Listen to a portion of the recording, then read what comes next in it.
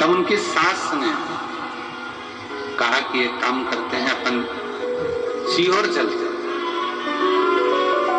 और सीहोर में चलकर वहां बाबा से प्रार्थना करते हैं, निवेदन करते हैं, विनती करते हैं। सीहोर आए, कंकर शंकर पूजन करी। हम तो थे ही नहीं, हमारा मिलना भी नहीं हुआ। विनय कर कर चले गए, रुद्राक्ष लिया, पहुंच गए।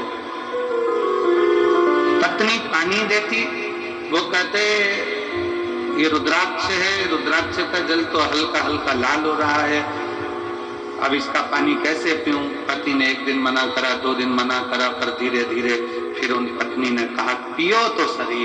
पीना प्रारंभ हुआ। ऑपरेशन की जो तारीख दी गई थी उसके पहले फिर एक बार जांच कराई गई और जांच में निकला कि ब्रेन में जो ट्यूमर था वो समाप्त हो गया था, वो समाप्त हो। शिव का भरोसा, शंकर भगवान की शरणागति अगर विश्वास के साथ करी गई है, भरोसे के साथ अगर शिव को भजाए तो उसका फल मेरा शंकर ओगरदानी देने में देरी नहीं कर सकता, देने में देरी नहीं कर सकता।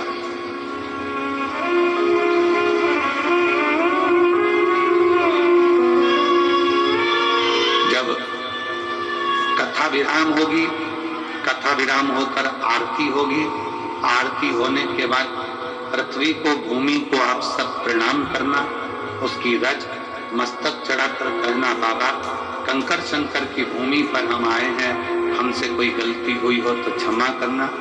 हे बाबा हमारी झोली खुशी से भरना, ऐसी कृपा करना कि अगले वर्ष हम भी यजमान पद ग्रहण करें और तेरी कृपा हो।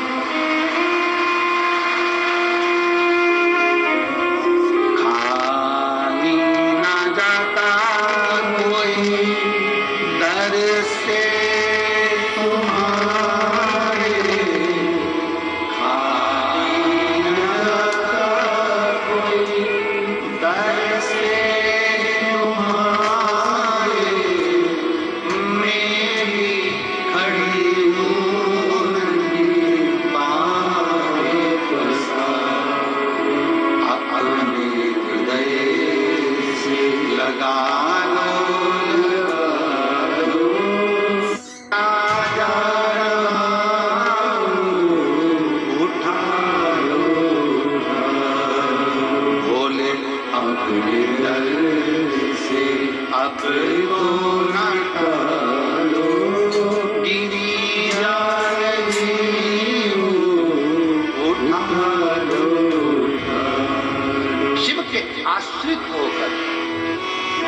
शिव के भरोसे शंकर भगवान की शरणागति में एक विश्वास को रखकर शिव का अनुमोदन,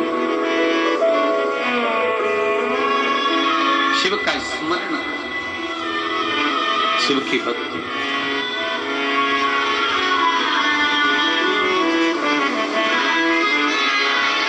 महाराज थोड़ा समय अगर लग जाए, व्रत करने पर भी अगर कार्य पूर्ण ना हो, आंकड़े कीचड़ बांधने पर भी ना हो, कोई तकलीफें हैं तो भी अपनी हिम्मत मत तोड़ना, उसके आश्रित रहना, शिव के मंदिर में जाकर एक लोटा जल चढ़ाते रहना। एक ना एक दिन मेरा शिव तुम्हारे दुख को काटे, काटे।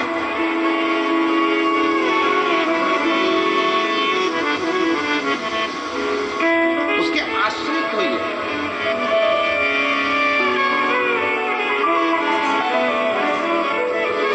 जिस समय पर भगवान शंकर के लिए विष भेजा गया, मंथन हुआ और मंथन में जब मंथन किया गया तो मंथन में माणिक निकला, मोती निकला, औषधि निकली, अमृत निकला, बहुत सारी माता लक्ष्मी निकली, गौ माता निकली, सब कुछ निकला, सब कुछ, सब कुछ।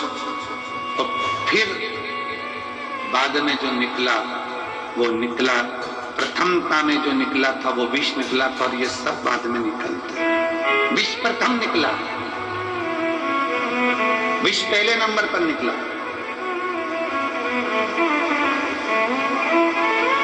और सावधान इंडिया, सावधान शुभ।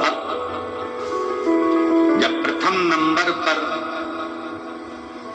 विष निकलता है तो ये याद रखना कि सबसे पहले जिंदगी में लोग पाप के लिए विष ही उगलेंगे, विष ही उगलेंगे।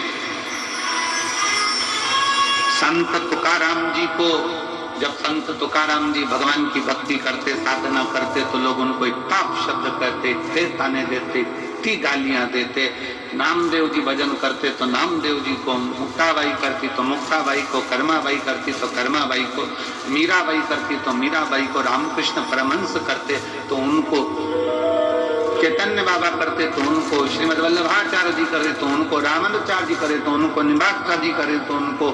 जितने राष्ट्र में, भारत की भूमि पर जितने संत, साधु, सन्यासी, तपस्वी, साधक, उपासक, ये जो तप करने वाले हैं, भगवान की भक्ति करने वाले हैं, इनको बहुत परीक्षा देना पड़ता है। खूब अपशब्द कहे जाते हैं, खूब ताने दिए जाते हैं, खूब गालियां दी जाती है, खूब आतड़ा बोला जाता है, खूब आड़ते। पर याद रखो, अगर शंकर की कथा सुन रहे हो और शिव आपके दिल में बैठा है ना, तो शिव जैसी भक्ति करना कि अमृत बाद में निकला है, लक्ष्मी बाद में निकली है, माणिक बाद में निकले हैं, औषधि बाद में निकली है, ये सब कुछ बाद में निकला है। सबसे पहले तो विष निकला है, सबसे पहले जहर निकला, सबसे पहले जहर निकला। बहुत निकलेगा। घर के लोग भी आप लोगों को ताना देंगे जब जेब में पैसा नहीं होगा। इसलिए हम हमेशा इस व्यासपीठ पर आने से पहले हमारे बाबा से हम यही कहकर आते हैं, बाबा किसी पुरुष की जेब खाली मत रखना, किसी स्त्री की गोद खाली मत रखना। बहुत सुनना पड़ता है, बहुत। स्त्री की गोद में अगर संतान नहीं है तो उसको लोग बांझ कहते हैं, अपशब्द कहते हैं, ताना देते हैं, सुबह से निकले तो उसका मुंह ना देखते हैं, आड़ा टेढ़ा करते हैं, गालियां देते हैं, अपशब्द कहते हैं, कुछ भी कह देते हैं। उनका मन, कई कई तो अपने बच्चों को नहीं देती उनकी गोद में, ये स्थिति है। पर ऐसा नहीं है। एक नारी, एक पुरुष बनाने वाला स्वयं मेरा भगवान है और उसने अपने ही स्वरूप से इनका निर्माण, उसका कोई दोष नहीं है, उसकी कोई दोषता नहीं। कई माताएं कहती हैं पति चले गया कोरोना में, हम अकेले रह गए, तो क्या हम शंकर जी के शिव महापुराण कथा को सुन सकते हैं, जल चढ़ा सकते हैं, अभिषेक कर सकते हैं, पूजन कर सकते हैं, शिव की भक्ति कर सकते हैं? उनको कहें शिव महापुराण की कथा की शुरुआत चंचुला देवी से होती है, जिसका पति बिंदुक चले गया, प्रेत योनि में पड़ा था, प्रेत योनि में। और चंचुला देवी काशी में भगवान शंकर की कथा का रसपान करती है, काशी। और भगवान शंकर की कथा का रसपान करती हुई शिवधाम में चलकर भगवान शंकर को यजमान बना देती है और स्वयं कथा का रसपान ग्रहण करती है। स्वयं भगवान शिव पार्वती जी से कहते हैं, पार्वती सुनो,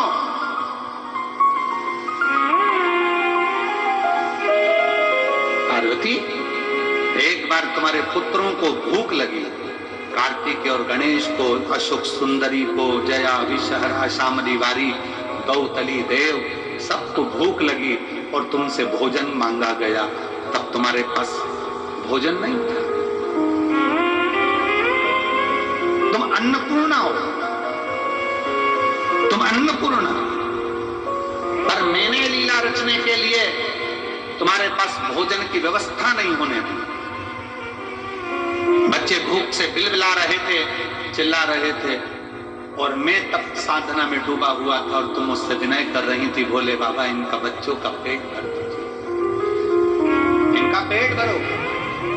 शिवजी आप उठे नहीं, शंकर भगवान कहते मैं उठा नहीं। फिर आप बोली, एक माँ के स्तन में अगर दूध आता तो वो बच्चों का पेट भर देती, पर मेरे तो स्तन में भी दूध नहीं आता।